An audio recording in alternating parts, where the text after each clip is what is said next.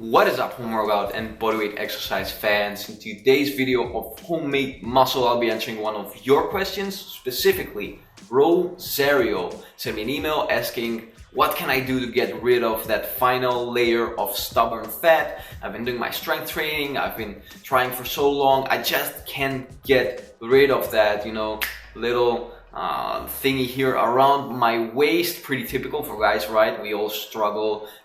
Usually, we struggle with that final layer around the belly. With women, usually it can be more in the hips, the thighs, and all that. So genetics are a reason for this. Stubborn belly fat areas can vary even in men and women, but let's see a little bit more of what stubborn fat actually is. What happens with stubborn fat is, first of all, the longer you have it, the more difficult it is to get rid of it. So if you've had this fat since you were like a kid, especially with people that have been carrying this weight, this extra fat from young ages, this is a sign that it's going to be a lot more difficult to get rid of it, not impossible. And what happens is in these areas is that you have less blood flow to these fatty regions of your body. And another thing that happens in these fat cells is that the receptors that are basically friendly to fat loss related hormones are not, you have a less amount of those. So you have alpha and beta receptors. The beta are more friendly to fat loss related hormones. The alpha are less friendly, and what happens in these areas is that you have more of these alpha receptors. Anyway, let's not go too deep into science because it doesn't really matter anyway. The summary of all this is that fat mobilization, so energy used for movement from these areas, is more difficult to happen. Today I'll be offering you 4 tips on how to get rid of this stubborn belly fat. Let's get started first of all with the basics diet wise. EPM, are you getting the appropriate amount of energy? I recommend always a slight caloric deficit of 300 to 500 calories, maybe 7 to 8 in extreme cases, but not higher of that. And getting enough of protein, essential. Are you getting at least 2 grams of protein per kilo? Because protein can help you first of all with recomposition your body, building more muscle, and it will decrease the amount of muscle loss that happens when you're on a diet, because you can't avoid muscle loss completely when you're losing weight, but keeping your protein levels high will minimize this. And micronutrients, are you eating the healthy stuff? Vegetables, at least 4 portions of these every day, and I would add another 2 portions of fruit, not more than that, or you can even just eat 6 portions of vegetables and neglect fruit. Why? Well, it's not like that vegetables are gonna help you magically lose weight, but they will improve the function of your body, and they will help a little bit with this goal of yours. So now that we've covered the basics, I want to mention another thing. People who are on extreme diets for too long can have problems that are, what basically happens is that your body adapts to a low energy intake and burns less energy. So even if you've decreased your calories a lot, you might not be losing weight too much, too easy, too fast, because your body has adapted to this.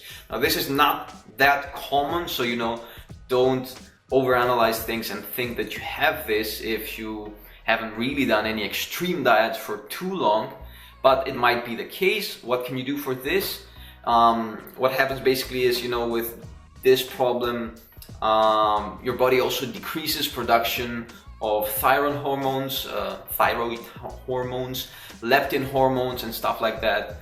And there's a little bit of a mess up there with your metabolism and all this. But in order to fix this, just take a break from your diet for a week. I'm not saying eat like a ton of calories until you get a heart stroke or anything.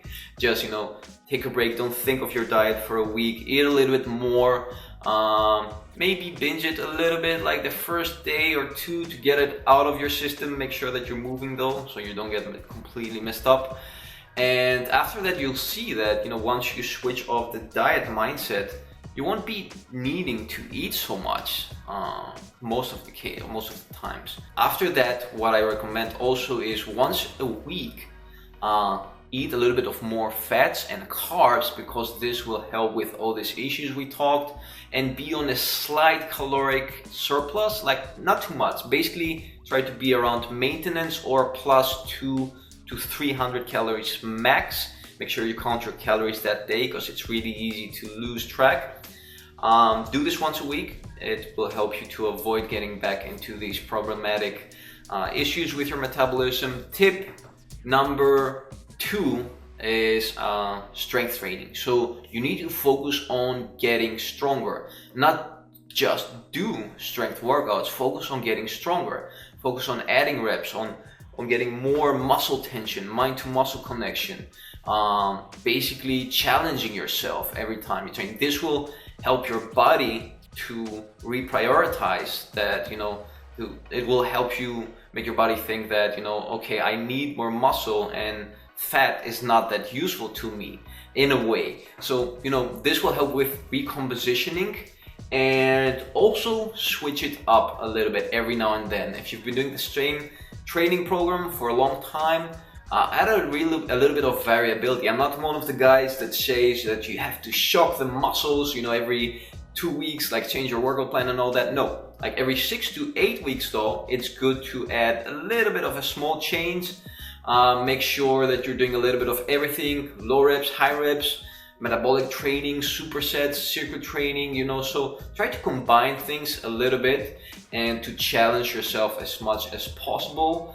This is ideal for these situations, you know, for people who are struggling with stubborn fat. Tip number 3, are you sleeping? Do you even sleep, bro? So sleep has been shown in studies that it's really can play a big role with weight loss and, you know, the whole function of your body when it comes to stubborn fat and all that.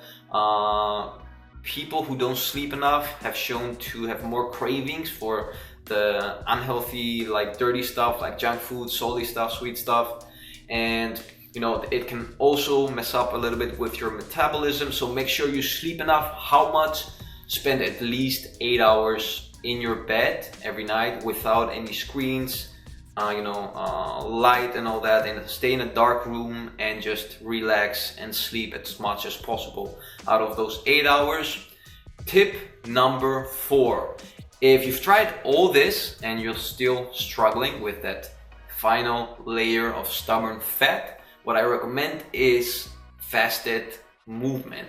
So, you know, it only makes sense to decrease your calories to an extent that makes your life, that is healthy for you, because decreasing calories too much doesn't always lead to the best results. So instead of that, if you are on a slight caloric deficit, try increasing your movement and ideally add some fasted movement in the morning.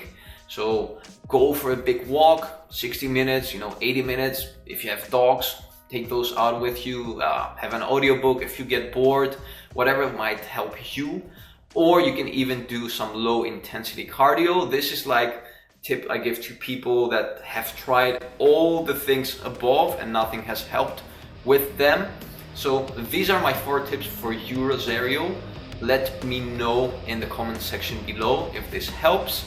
Other people, let me know what you do with stubborn fat, and until next time, keep on training.